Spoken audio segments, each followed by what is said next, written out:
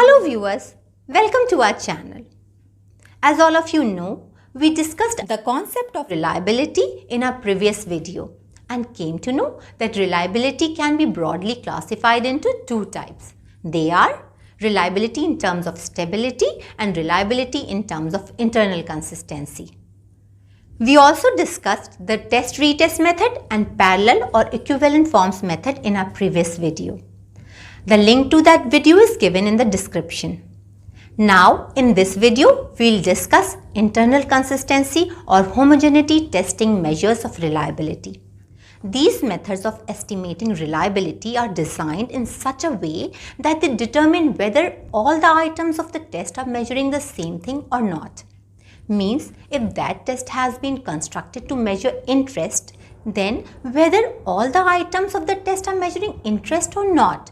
In these methods, neither there is any need for administering the test twice as it is done in test-retest method, nor there is any need for two forms of the test as they are required for equivalent forms method of estimating reliability.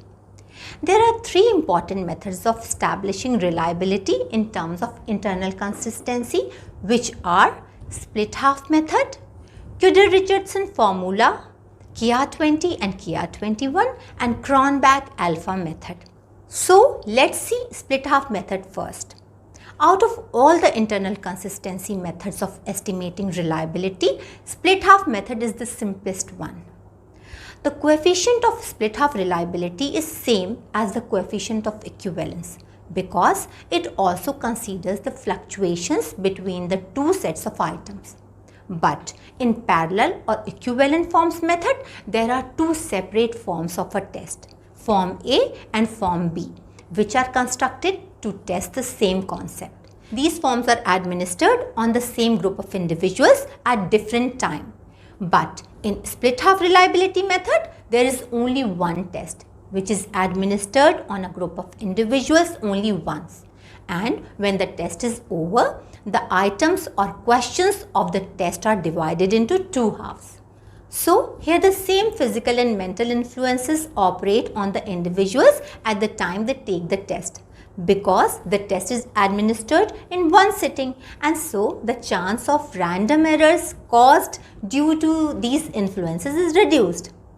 The scores on each half are calculated and the correlation between both the halves is determined. But here the main problem which is faced by the test constructor is the division of the test into two equal halves. So there can be various methods to divide the test.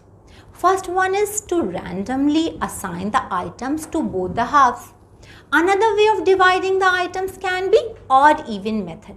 Means if the items are written in serial, odd items can be assigned to one half of the test and even items can be assigned to the other half of the test. One more way of dividing the items can be according to the difficulty level of the items. First, the difficulty level of all the items is calculated, then one item of equal difficulty level is assigned to one half and the other item to the other half. Usually, test constructors prefer odd-even method for estimating split half reliability. Let's understand it with an example. A researcher constructs a test in which there are 100 items. He administers this test on a group of 50 individuals. He checks their answer sheets and gives them scores on each item. Now, he'll pick one individual at a time and make two separate sets of the test for each individual. In the first set, he'll write the scores of the odd items, and then in the second set, he'll write the scores of the even items. Now, he'll add up the scores of the odd items and get X1 score. Then, he'll add up the scores of the even items and get Y1 score. In the same way, he'll add up the odd items of second subject and get X2 scores, and then add up the even items and get Y2 scores. He'll do this for all the subjects or the testees. Now, he'll make a table of the total scores of the odd and even items of all the 50 subjects. So, XT is the list of total marks scored on odd items by each subject or testee, and YT is the list of total marks scored on even items by each subject or testee. Now, the researcher will check the correlation between these two lists or these two halves of the test, and he'll get a coefficient of correlation. This is called split half reliability coefficient. Suppose this is R1. This coefficient of correlation reflects the correlation between both the halves. To estimate the reliability of the whole test, a formula is used which is called Spearman-Brown prophecy formula, which is R is equal to 2R1 upon 1 plus R1, where R is the reliability coefficient of the whole test and R1 is the coefficient of correlation between the two halves, or in other words, the reliability coefficient of the half test. For example, if we construct a test and find a correlation coefficient of 0.68 between two halves of a test, then the estimated reliability of the whole test by using Spearman-Brown formula would be 2 into 0.68 upon 1 plus 0.68, which is equal to 0.81. So in this way we can use split half method to estimate the internal consistency of a test. Another method to check the internal consistency of a test is Tudor-Richardson formula. It is the alternative for the other popular method of reliability, which is split half method. It was developed by Tudor and Richardson in 1937. They developed many formulae to estimate reliability, out of which two are quite famous, which are KR20 and KR21. Here, K is for Tudor and R is for Richardson. This method is more useful for such type of items in which items can be evaluated dichotomously. Means if the answer of a particular item is wrong, then the score will be 0, and if it is correct, then the score will be 1. It is different from split half method because in split half method, half of the items of a test are compared with the other half items of the test. But by Tudor-Richardson formula, each item of the test is compared with the other item of the same test. KR20 formula can be written as R is equal to n upon n minus 1 into 1 minus summation PQ upon sigma square, where R is the reliability of the total test, n is the number of items or questions on the test, sigma is the standard deviation of the scores obtained on the test, P is the difficulty level of each item or proportion of correct responses on a single item, and Q is the proportion of incorrect responses on the same item, that is 1 minus P.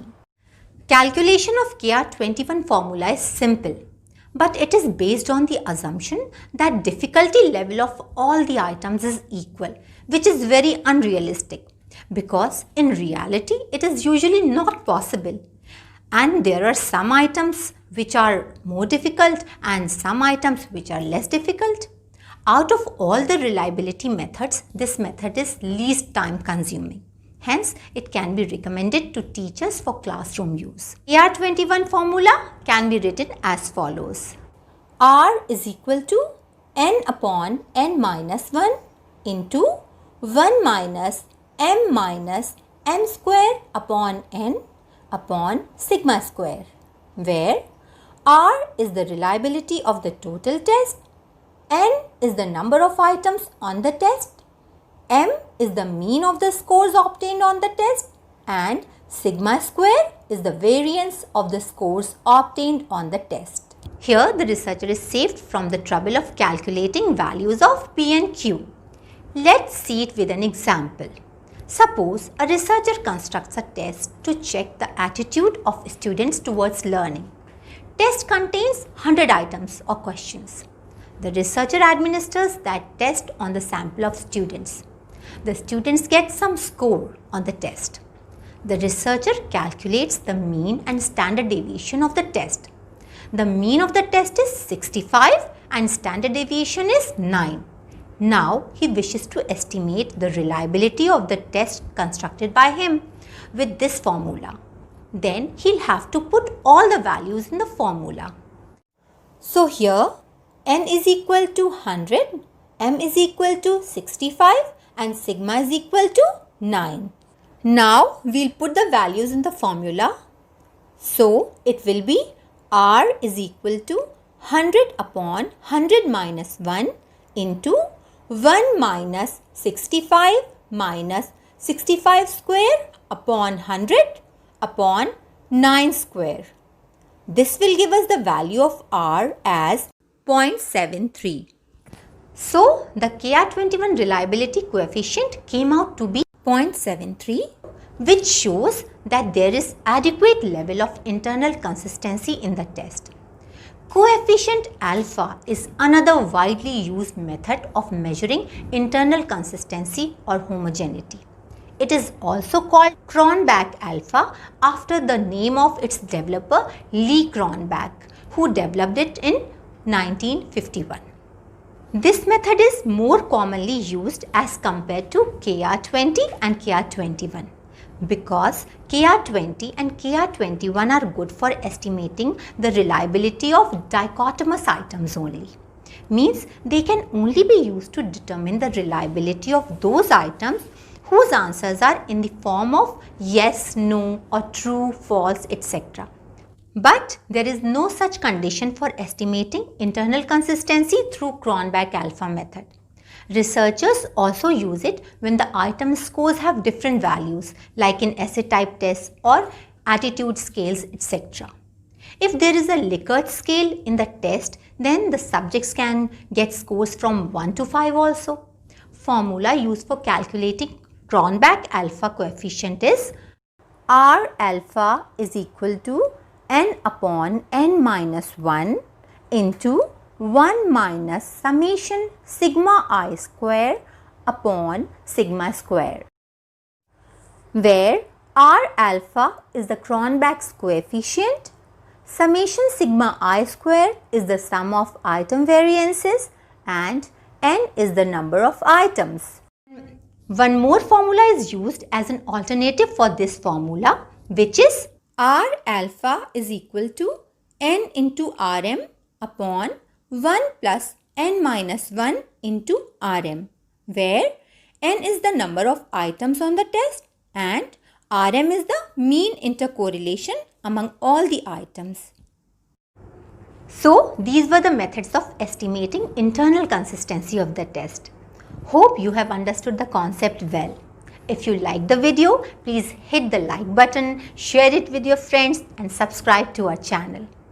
Thanks for watching.